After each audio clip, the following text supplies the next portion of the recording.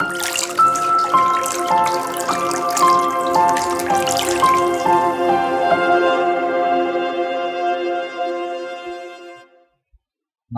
मैं हूँ राम हेम्ब्रम जमशेदपुर से और मैं आप सभी को हमारे YouTube चैनल ब्रेन वे में स्वागत करता हूँ। और आज का जो टॉपिक है बहुत ही इंटरेस्टिंग है। ये टॉपिक का नाम है इंटरनेट बैंकिंग। बहुत कम लोगों को ये पता होता है कि इंटरनेट बैंकिंग क्या है। इसके बारे में आज विस्तार से बात करेंगे इस विषय में। देखिए, ये जो इंटरनेट बैंकिंग है ये एक सेवा है बैंक का। ये हमारे भारत में जितने भी राष्ट्रीय बैंक है सभी राष्ट्रीय बैंक में ये सेवा उपलब्ध है। और जो ग्रामीण बैंक होती है, ये ग्रामीण बैंक को छोड़कर सभी नेशनलाइज बैंक में ये सेवा उपलब्ध है। और ग्रामीण बैंक भी अभी धीरे धीरे इम्प्लीमेंट कर रही है इंटरनेट सेवा के लिए, इंटरनेट बैंकिंग सेवा के लिए। ये सेवा का सबसे बड़ा जो उद्देश्य है, जो सबसे बड़ा प्रॉफिट है वो ये है कि आप अपना अकाउंट को खुद से देख सकते हैं, खुद से ऑपरेट कर सकते हैं, ऑनलाइन पेमेंट तो कर ही सकते हैं और ये बिल्कुल ही सिक्योर होता है। यहाँ पर जैसे थंबनेल में आपने पढ़ा होगा कि हैकर्स कैसे पैसे को साफ कर जाते हैं। कहीं ना कहीं आपका गलती से ही ये होता है। जैसे कि किसी को ओटीपी देना जो कि नहीं देना चाहिए, इस तरह की गलती करने से। आपका पर्सनल डिटेल देना, जैसे कि आपका यूजर आईडी, जैसे इंटरनेट में यूजर आईडी होता है, एक ट्रांजैक्शन आईडी होता है और एक लॉगिन पासवर्ड होता है। यहाँ पर दो पासवर्ड होता है, एक होता है लॉगिन पासवर्ड और एक होता है ट्रांजैक्शन पासवर्ड। तो ये सारी जानकारी अगर आप किसी को दे जाते हैं तो जाहिर सी बात है वो आपका अकाउंट को एक्सेस कर सकते हैं और पैसा को आराम से कहीं भी ट्रांजैक्शन कर सकते हैं। आपको इस तरह की गलती को नहीं करनी है। तो इंटरनेट बैंकिंग बिल्कुल सुरक्षित है। इंटरनेट बैंकिंग का जो डिज़ाइन है ये कंप्यूटर के लिए डिज़ाइन किया गया है, मोबाइल के लिए नहीं किया गया है। बहुत को मोबाइल में यूज़ करते हैं, तो मोबाइल में अगर आप यूज़ करते हैं तो उसका जो स्क्रीन है वो बहुत ही छोटा हो जाता है, जो यूज़ करने में आपको उतना मज़ा नहीं लगेगा। अगर आपको मोबाइल में यूज ही करना है तो मोबाइल में भी मोबाइल ऐप आ गया है जिसको मोबाइल बैंकिंग कहा जाता है। मोबाइल बैंकिंग के लिए स्पेशल मोबाइल में अगर यूज करना है आपको तो उसके लिए स्पेशल डिजाइन किया गया है वो ऐप जो मोबाइल बैंकिंग के लिए है। आपको इंटरनेट बैंकिंग सिर्फ कंप्यूटर में ही चलानी है, आपका पर्सनल कंप्यूटर में, आपको कैफे में नहीं चलानी है। कैफे में या किसी और का कंप्यूटर में चलाएंगे तो ये भी सुरक्षित नहीं है। इस तरह का चीज़ें आपको नहीं करनी है। आपकी पर्सनल डेस्कटॉप है या फिर लैपटॉप है आपकी या फिर टैबलेट है, तो उसमें आप इंटरनेट बैंकिंग सेवा को यूज कर सकते हैं, उसमें कोई प्रॉब्लम नहीं होगी। आइए देखते हैं इंटरनेट सेवा अगर आप लेते हैं बैंक, आप सबसे पहले तो जाइए वहाँ पर आप कहिए जहाँ पर आपका सेवा अगर नहीं है इंटरनेट बैंकिंग का सेवा, तो बैंकिंग जो भी आपका बैंक है उसमें आप जाके बैंक वालों से आप ये कह सकते हैं कि इंटरनेट सेवा आपको यूज़ करनी है और एक फॉर्म आपको दिया जाएगा और कुछ ही दिन बाद आपको यूजर आईडी और पासवर्ड मिल जाएगी।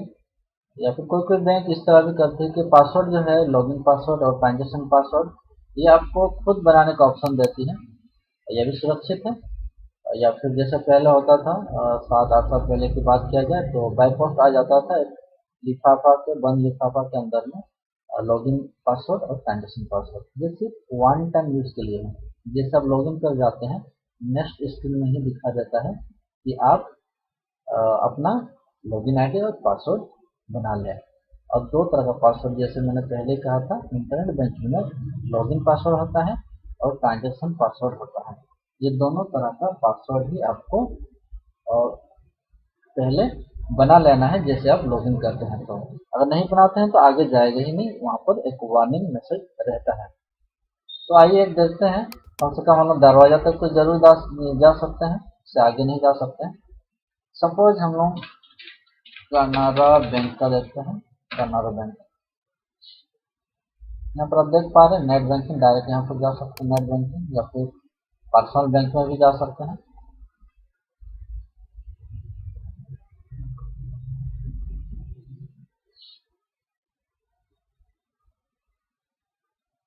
यहाँ पर देखिए जैसे लिखा हुआ है net banking login retail corporate दोनों के लिए है। ये हमारा आता है रिटेल में, तो कभी भी रिटेल कॉर्पोरेट दो तरह का रहता है, तो आप कॉर्पोरेट में यूज ना करें, आप रिटेल में ही क्लिक करें, या फिर पर्सनल भी रहता है कभी कभी, पर्सनल में ही आप क्लिक करें, कॉर्पोरेट में ना करें।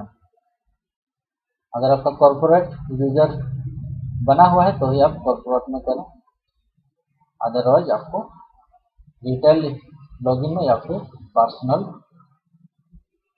सेक्शन में आपको क्लिक करना है।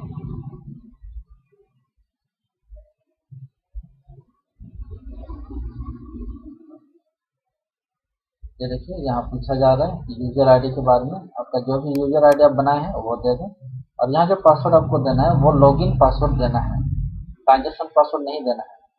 यहाँ पर जैसे आप लॉगिन कर जाएंगे, यहाँ कैप्चा भी है, ये कैप्चा भी देना है, उसका लॉगिन बटन में क्लिक कर दें। जैसे लॉगिन करेंगे आपका पूरा अकाउंट का डिटेल रहेगा, आपका पास कितना पैसा है सेविंग में, या फिर एफडी में कितना पैसा है, या फिर लोन लेके रखे हैं तो उसमें कितना है, वो सारा डिटेल आपका आ जाएगा। अगर आपका आरडी भी रहेगा तो भी आपको दिखा जाएगा। तो ये फैसिलिटीज है। तो दूसरा बैंक में अगर आपको ट्रांजेक्शन करना है तो वो भी आप ट्रांजेक्शन कर सकते हैं, तो वो सब ज़्यादा ही सिक्योर है, इसीलिए उतना अंदर का चीज़ें मैं आपको नहीं बता सकता हूँ। हमारे यहाँ कंप्यूटर सेंटर में ये सब चीज़ें बताई जाती हैं, और ये जो इंस्टीट्यूट है हमारा जमशेदपुर में साजनगर क्षेत्र में है, एडवांस इंटरनेट में ये सब चीज़ें बताई जाती हैं। तो जब यहाँ पर आप पासवर्ड दे रहे हैं, लॉगिन पासवर्ड, ट्रांजेक्शन पासवर्ड आप यूज़ कब करेंगे, ये एक सवाल उठता है।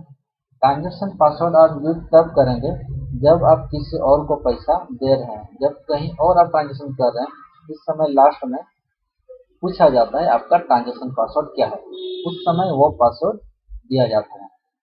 तो लॉगिन करने के लिए लॉगिन पासवर्ड, और पैसा जब ट्रांजेक्शन करेंगे तो लास्ट में ट्रांजेक्शन किया जाता है, उस समय ट्रांजेक्शन पासवर्ड। ये है इसका पूरा चीज़ें। उम्मीद कर रहा हूँ ये चीज़ आपको समझ में आया होगी। और जैसे कि उसके बाद मैंने यहाँ पर थंबनेल में लिखा था कि सुरक्षित बैंकिंग के क्या है उपाय। सुरक्षित बैंकिंग का यही उपाय है, अगर आप इंटरनेट यूज करते हैं और इंटरनेट बैंकिंग सेवा का भी यूज करते हैं, तो आपको अपना लैपटॉप में या फिर डेस्कटॉप पीसी में आपको एंटीवायरस, अच्छा सा कोई एंटीवायरस आपको लोड करके रखना चाहिए, और ओटीपी को बिल्कुल भी किसी और को नहीं देनी है, आपको लॉगिन आईडी नहीं देनी है किसी को, आपको लॉगिन पासवर्ड किसी को नहीं देनी है, या फिर आपको ट्रांजेक्शन पासवर्ड भी किसी और को नहीं देनी है। ये सब जानकारी बहुत ही गुप्त होती है, बहुत ही कॉन्फिडेंशियल होती है। उम्मीद करता हूँ आपको ये वीडियो बहुत अच्छी लगी होगी। ये वीडियो देखने के लिए बहुत बहुत धन्यवाद।